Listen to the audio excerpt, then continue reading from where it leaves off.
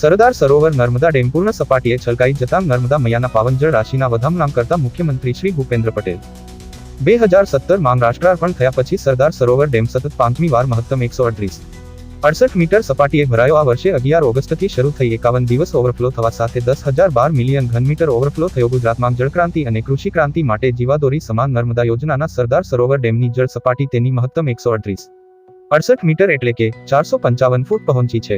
ડેમની આ 138.8 મીટર સપાટીએ કુલ જળસંગ્રહ ક્ષમતા 9,460 મિલિયન ઘનમીટર છે. આ વર્ષે વરસાદી મોસમમાં સારા વરસાદને પગલે સરદાર સરોવર ડેમ 11 ઓગસ્ટથી ઓવરફ્લો થવાનો શરૂ થયો હતો. અત્યાર સુધીમાં 51 દિવસ સુધી આ જળાશય ઓવરફ્લો થયું છે અને કુલ 10,012 મિલિયન ઘનમીટર એટલે કે 8,177 મેં પાણી ઓવરફ્લોને કારણે આવ્યું છે.